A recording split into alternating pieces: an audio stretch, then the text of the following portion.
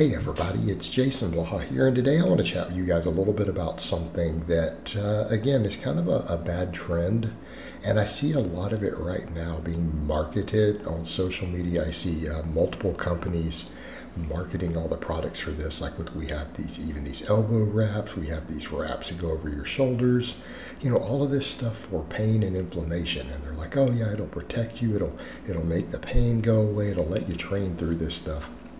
And what I'm trying to tell people is that this is, not only does it not really work, it's an extremely bad idea.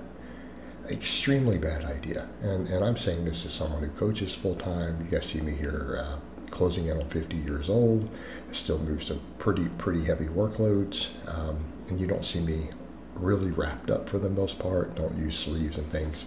I have some of these things. They're just not always regular parts of my training. Again, I live by the example that I'm discussing here. So I want to be clear on that. But the whole thing that I'm seeing, this started quite some time back when you started seeing people saying, oh yeah, well I squat in these sleeves to, these knee sleeves to alleviate knee pain, keep my knees warm. And it's like, well, it doesn't work. Knee wraps, for example, not knee sleeves, but we know knee wraps actually cause knee damage. The only studies that have looked at that have determined they're actually bad for your knees. And, yet tons of powerlifters do that. So I've always told people you shouldn't be using knee wraps unless you compete in knee wraps. So when I see a bodybuilder using them, or I see a powerlifter who competes in a regular raw, not classic raw, I'm like, what are you doing? Why are you doing this? All you're doing is reducing load on your quads. The only reasons outside of a competition, for example, to where you lift more weight with the sleeves, and people get 80 to 100 pounds out of those knee sleeves, knee wraps. The only two possible reasons I can think of to wear them is you want smaller quads, because your quads get activated less in the lengthened position, or because you want to injure your knees. That's like the only reasons I can think of that people will put on a knee wrap, other than to lift more weight in a competition, because the knee wraps lift more weight, right? There's a spring effect. It's not your muscles. But people started took that and said, well, but we have the sleeves and they keep the joint warm. It's like, well, what do you mean it keeps the joint warm? A lot of those sleeves cut off circulation, but there's nothing to keeping a joint warm being healthier for it. You're lifting weights, guys. Do you have healthy joints or not? And if you don't, this needs to be addressed in your training, needs to be addressed in your diet and other stuff. But keeping them warm is not a protective measure. And if you have movement patterns that are hurting you, you need to either address those movement patterns, or you need to address the muscle imbalances, right? Oftentimes I find knee pain on squatting is oftentimes caused by weak hamstrings. It's just an observation of mine over the decades. But people will put these things on, and I'm like, look, and this is before some of the more aggressive stuff I'm seeing now. And I used to tell people that, like, you shouldn't need elbow sleeves. You shouldn't need these things. Fix what's going on in your training. Because here's what's happening. You're putting these sleeves on, and if they're nice and snug, they're not reducing pain because they're keeping you warm, because that won't reduce pain. Like if you're getting some pain in your training, they're cutting off circulation a little bit so you feel the pain less. Okay, you're making the area numb. So I'm going to ask you a serious question. If you have so much inflammation or a problem in an area, and then you are loading it, and it hurts kind of too much to really do it, so what do? You numb it so that you can push through that inflammation and pain and train. Does that sound like a good idea? Or does that sound like it's going to further damage the area? Because now you don't have any pain feedback. That pain is there telling you that you're doing something wrong, and you need to correct it. You need to address it. It's an important feedback.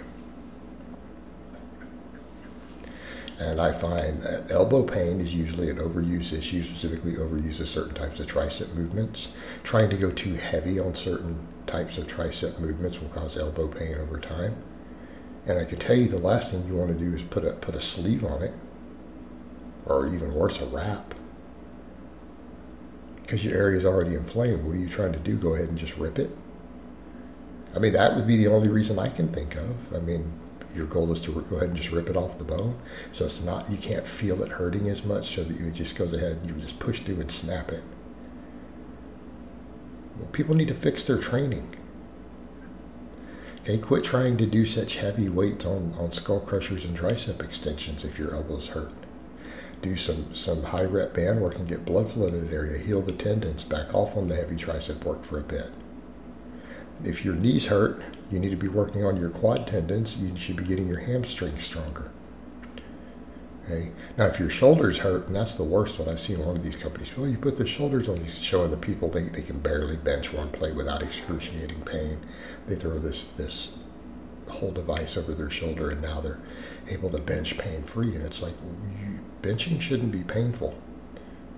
Again, you just saw me doing really high reps with nice controlled wide grip, 245 set there. You guys have seen me rep 315 before. Closing in on 50. Do you see me talking about shoulder pain when I'm benching? No. You've been to figure out what's wrong with your shoulder. You need to correct whatever you're doing wrong with your shoulder. You need to work on your shoulder health. Okay? You need to fix this inflammation. What you don't want to do is put something around any of it that helps you fight through the pain, because it makes it number. Makes it feel more secure, so you just push through. No. You need to fix what's wrong with your training. You need to learn how to bench correctly. Okay? You need to quit doing the movements that are impinging a rotator cuff. All right? Quit destroying your body. Figure out what is wrong with your training. Maybe even it's an overuse issue. Overuse is a big cause, especially with certain movement patterns that can create inflammation. You need to be careful on overuse of them. Okay? That's the issue.